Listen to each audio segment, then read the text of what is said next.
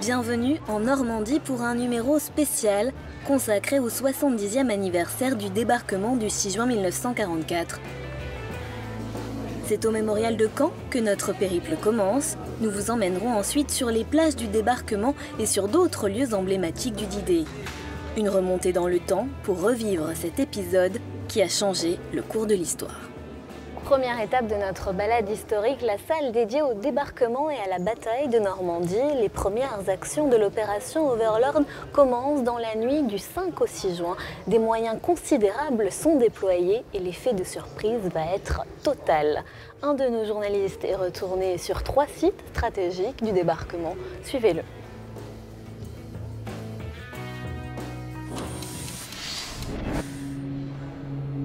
Il y a 70 ans, au soir du 5 juin 1944, était lancée la plus grande opération militaire du XXe siècle, l'opération Neptune. Près de 150 000 hommes débarqués ou aéroportés, 6 900 navires et embarcations et plus de 6 000 avions, chasseurs, bombardiers et transports de troupes, soit la plus grande armada jamais déployée. Le débarquement en Normandie était lancé. Christophe Prime, historien au mémorial de Caen et expert de la Seconde Guerre mondiale, nous accompagne dans la découverte de lieux à la fois emblématiques et stratégiques du débarquement. Voilà Christophe, maintenant on est à Sainte-Mère-Église, premier arrêt de notre petit périple aujourd'hui. Un lieu hautement connu, mondialement connu pour son parachutisme bloqué sur le clocher. Voilà, donc ce fameux John Steele qui va être mis en valeur lors du film Le jour le plus long. Pour la petite histoire, il faut savoir qu'en réalité, dans la nuit du 5 au 6, ce para-américain va se retrouver bien sûr accroché donc, au sommet de l'église, mais de l'autre côté, donc dans une zone beaucoup plus sûre pour lui, dans la mesure où l'essentiel des combats se déroulait ici même, de ce côté, avec énormément de lumière, puisqu'un incendie, justement, illuminait toute la zone. Malgré des conditions difficiles qui éparpillent les parachutistes sur plus de 40 km, leur mission est capitale. Faire la jonction entre les secteurs d'Utah et d'Omaha en prenant le contrôle des routes pour bloquer l'arrivée d'éventuels renforts allemands. Les combats vont être aussi intenses, surtout pour les troupes aéroportées dans ce secteur, qu'ils vont l'être justement sur la plage d'Omaha. Et il faudra plusieurs jours pour réaliser cette jonction et sécuriser les 2 têtes de pont. Au-delà de l'aspect militaire d'une telle opération, ce sont de véritables défis logistiques qu'ont dû relever les Alliés. Pour répondre aux besoins immédiats, 2 ports artificiels sont installés au lendemain du 6 juin. Le premier dans le secteur américain d'Omaha et le second à Arromanches, dans le secteur britannique de Gold. Tous 2 sont constitués de caissons Phoenix, fabriqués en Angleterre dans le plus grand secret les mois précédant l'opération. Seul port en eau profonde de la région, la prise du port de Cherbourg était néanmoins essentielle à la poursuite des opérations. Lorsque le 26 juin, les troupes américaines s'emparent du port, le port est entièrement détruit. Et il va falloir de très longues semaines pour le remettre en état, ce qui va faire justement que le port d'Arromanches et aussi les plages vont centraliser, vont concentrer véritablement toute la logistique. Autre lieu particulièrement stratégique du débarquement, le secteur de Sword s'étend sur 20 km de côte au nord de Caen.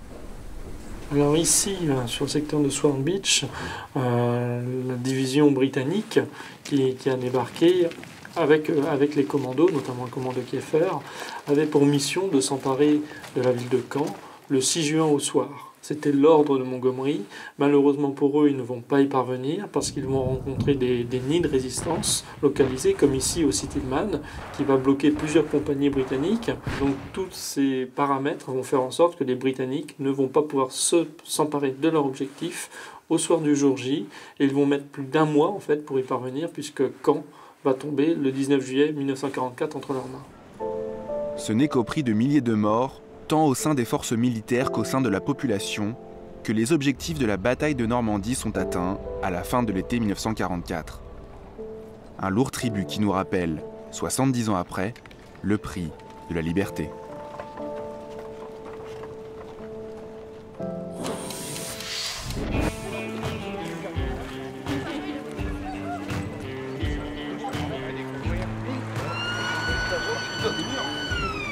Je vous retrouve à Colville-Montgomery à quelques jours des commémorations du 6 juin. Des enfants accompagnés de fusiliers marins et de commandos marines vont suivre la route empruntée par les commandos Kiefer en 1944, les seuls Français à avoir débarqué en Normandie. Parmi eux, un jeune breton, Léon Gauthier, à 92 ans, il nous raconte son jour J, l'esprit toujours aussi vif.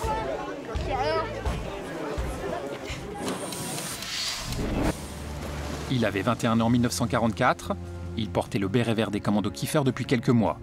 Léon Gauthier a été l'un des 177 Français à débarquer en Normandie au matin du 6 juin 1944.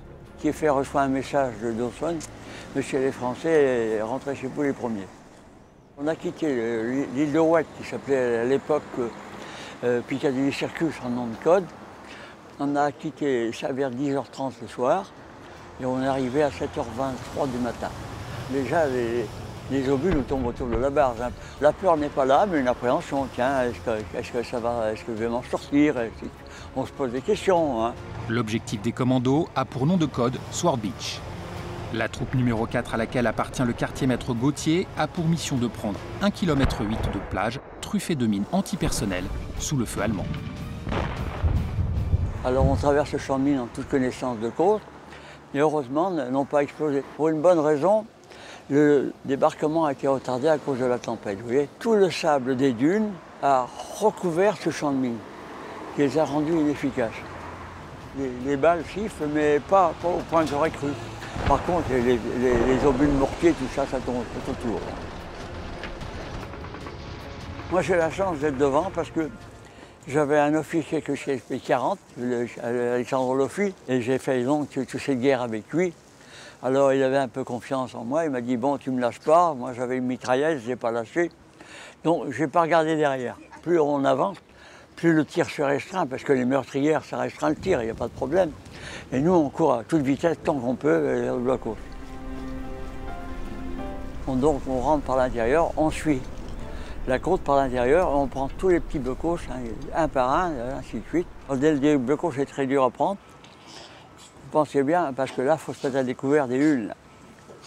Alors, on a des fumigènes, on lance des fumigènes, et on arrive près du blocos, on lance nos grenades vers l'intérieur. Alors là, ils se rendent. Et là, il est 11h30 du matin. En moins de 5 heures, la plage est prise. 38 commandos sont blessés, 10 ont été tués. Les troupes alliées continuent leur avancée dans les terres. Léon Gauthier et ses camarades resteront plus de 70 jours en première ligne, sans relève. On a eu ce privilège de débarquer 6 juin, rentrer chez nous en combattant, c'est un privilège. Un privilège.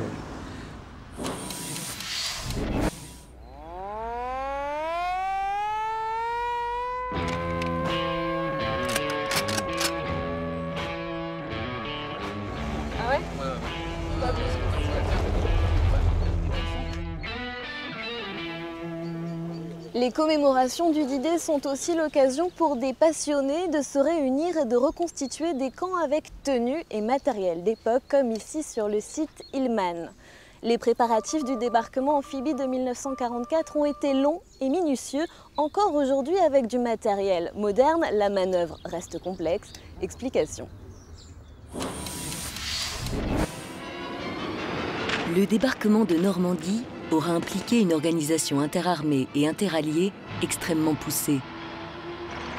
2 ans de planification et de préparation auront été nécessaires pour que l'opération Overlord réussisse. Aujourd'hui, l'intérêt des opérations amphibies n'a pas changé, car 70% de la population mondiale vit à moins de 200 km des côtes. Conduite à partir de la mer, l'opération amphibie met en œuvre une force interarmée vers une côte potentiellement hostile. Elle implique un changement de milieu et voit ses actions conduites à la fois en mer, sur terre et dans les airs. Le raid amphibie est une opération conduite en direction d'un ou plusieurs objectifs qu'il s'agit de prendre, de tenir et d'élargir, voire de détruire. C'est une brève incursion des forces suivie d'un repli planifié. Les technologies modernes ont transformé la physionomie des débarquements. Le BPC, c'est l'illustration parfaite de l'action de la mer vers la terre. La capacité de ce bâtiment à réaliser différentes missions fait qu'on le compare volontiers à un couteau suisse. Commandement à la mer, avec des moyens de communication très performants, projection aéromobile, avec mise en œuvre d'hélicoptères, projection amphibie, avec mise à terre de troupes et de véhicules, mais également hôpital, hébergement et bien d'autres capacités. Qu'il s'agisse de transporter, d'appuyer, d'évacuer ou de détruire, les aéronefs prennent une part de plus en plus franche dans les opérations amphibies. L'engin de débarquement amphibie rapide a une capacité à remplir un panel de missions qu'il ne faisait pas auparavant. L'EDAR, c'est le nouveau moyen français de connecter la mer et la terre. C'est un engin qui est plus autonome, qui dispose de plus d'allonges, qui va plus vite et qui peut embarquer plus de véhicules. La révolution des moyens de communication a également eu un impact sur les opérations amphibies. Désormais, la manœuvre est gérée en temps réel et le dispositif est réajusté en permanence. Depuis 2500 ans, les opérations amphibies se caractérisent par leur grande complexité et les nombreuses difficultés de mise en œuvre. En 55 avant Jésus-Christ, quand César débarque en Bretagne, la Grande-Bretagne actuelle, il a un véritable problème au moment du changement de milieu. Ces bâtiments, en raison de leur tirant d'eau, sont assez loin de la côte, ce qui fait que ces légionnaires complètement chargés sont forcés de mettre le pied dans l'eau pour avancer jusqu'à la plage. Ils sont à découvert à ce moment-là et les Bretons peuvent en profiter.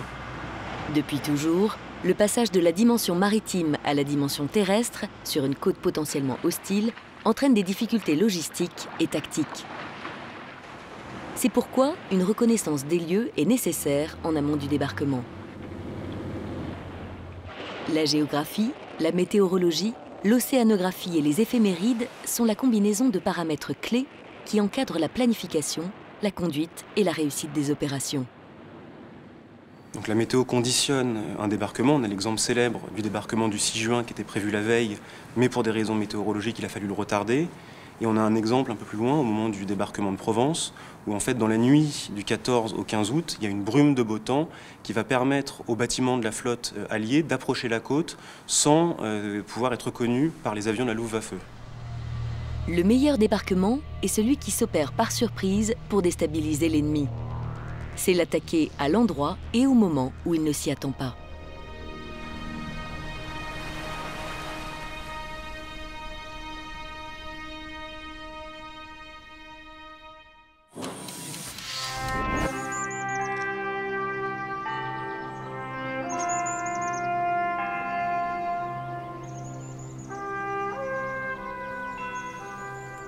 Vous pouvez découvrir une version plus longue de ce sujet sur notre site défense.gouv.fr. Pour clôturer ce numéro, j'ai rejoint un autre lieu emblématique, le cimetière américain de Colleville-sur-Mer. 9387 soldats y reposent, dont 4 femmes. Bonjour Monsieur Nise. Vous êtes le directeur de ce cimetière. Oui. Alors que représente dans la mémoire collective le D-Day ? Le D-Day, c'est très important pour les Américains dans son mémoire parce que ça, c'est le commencement des débarquements et aussi le commencement de la fin de guerre pour l'Europe. Ça, c'est très important pour ça. Alors, nous surplombons la falaise d'Omaha Beach. Oui. J'utilisais le sable de cette plage dans un cadre très particulier. Oui, bien sûr. On a fait ça, comme ça, c'est foncer les lettres, les inscriptions dans les croix. Comme ça, il est très clair pour les familles qui visitent dans le tombe. Et vous le faites ici ou dans tous les cimetières américains? En tous les cimetières américains. Merci pour ces précisions. Et c'est ainsi que s'achève le journal de la Défense. Merci de nous avoir suivis. Restez connectés avec nous grâce à nos réseaux sociaux, Facebook et Twitter. Et puis bien sûr, comme d'habitude, rendez-vous le mois prochain sur LCP.